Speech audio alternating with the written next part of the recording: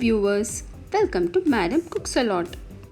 நம்ம இன்னைக்கு முருங்காயில் ஒரு சூப்பர் எம்மியான ஒரு கறி செய்ய போகிறோங்க.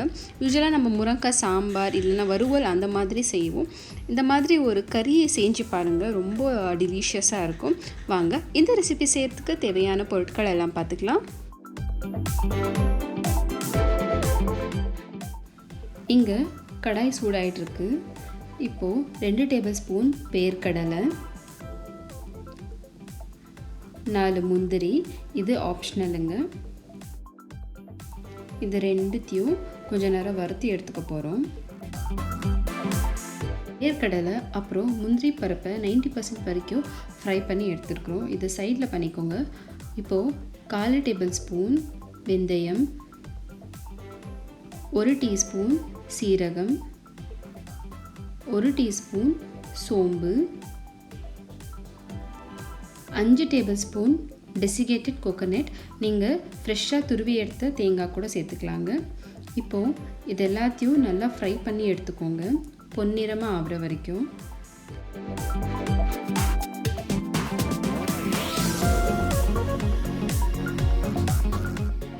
நம்ம ஆட் பண்ண இன்க்ரீடியண்ட் எல்லாம் இப்போ எவ்வளோ நல்லா பொன்னிறமாக வறுபட்டு வந்திருக்கு பாருங்கள். இதை ஒரு பிளேட்டில் ட்ரான்ஸ்ஃபர் பண்ணதுக்கப்புறம் அதே பேனில் 1 டீஸ்பூன் எள்ளு சேர்த்து பொரிச்சு எடுத்துக்கோங்க. எள்ளு சீக்கிரமாக பொரிஞ்சிடும். ஸ்டவ் ஆஃப் பண்ணிவிட்டு வறுத்த எள்ளை பிளேட்டில் ட்ரான்ஸ்ஃபர் பண்ணிக்கோங்க. இப்போ இந்த இன்க்ரீடியண்ட் எல்லாம் கம்ப்ளீட்டாக கூல் ஆனதும் நம்ம மிக்சியில் அரைச்சி எடுத்துக்க போகிறோம்.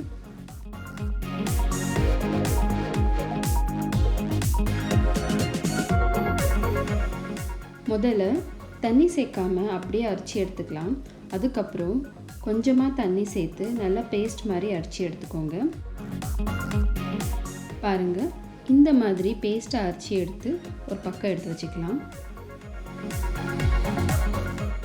இன்னொரு பக்கம் சின்ன எலுமிச்சை சைஸ் அளவு இருக்கிற புளியை எடுத்து ஊற வச்சு கரைச்சி எடுத்து வச்சுக்கோங்க. அப்புறம் ஒரு கடாயில் நல்லெண்ணெய் சூடு பண்ணிக்கோங்க. எண்ணெய் நல்லா சூடானதும் அதில் கடுகு, கொஞ்சமாக வெந்தயம் சேர்த்துக்கோங்க. கடுகு நல்லா பொரிஞ்சு வந்ததும் கொஞ்சமாக கருவேப்பிலை, அப்புறம் பொடியாக நறுக்கி எடுத்துக்கிட்டு வெங்காயம் சேர்த்து பொன்னிறமாக வறுத்தி எடுத்துக்கலாம்.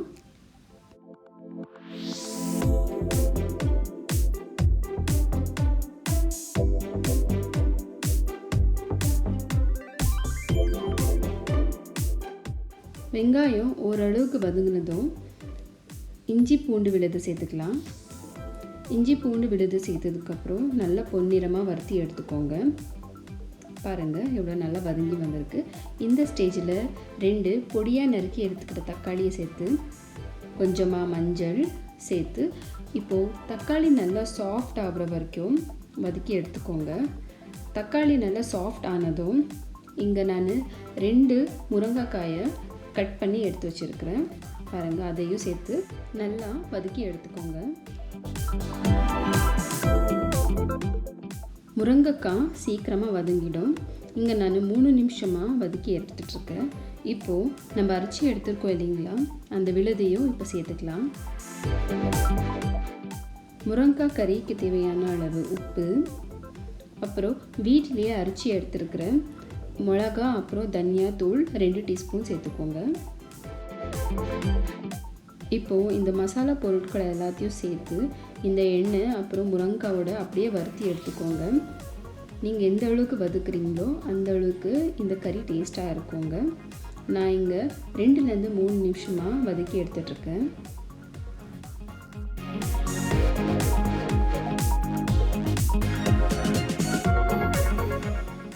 இப்போது இந்த கறிக்கு தேவையான அளவு தண்ணி சேர்த்து நல்லா கலந்து எடுத்ததுக்கப்புறம் கொதிக்க விடுங்க.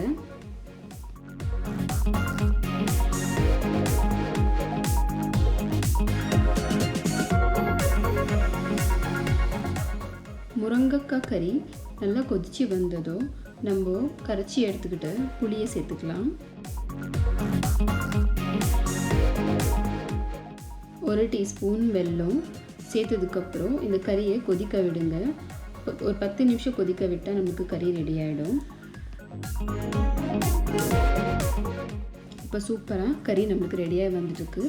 இன்னும் ஆஃப் பண்ணணுன்ற நேரத்தில் வெட்டி எடுத்த பச்சை மிளகா, அப்புறம் பொடியாக நறுக்கி எடுத்துக்கிட்ட கொத்தமல்லி எல்லாம் சேர்த்து கார்னிஷ் பண்ணி எடுத்துக்கிட்டோம்னா அருமையான முருங்கைக்காய் கறி ரெடியாக இருக்குது.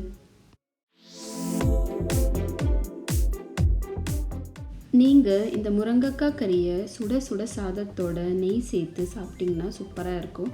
அதே டைமில் நீங்கள் இந்த கறியை சப்பாத்திக்கு கூட சாப்பிடலாங்க. இந்த புதுமையான ரெசிபியை நீங்களும் உங்கள் ஃபேமிலியோட செஞ்சு பார்த்துட்டு உங்களோட ஃபீட்பேக்கை எங்களோட ஷேர் பண்ணுங்கள்.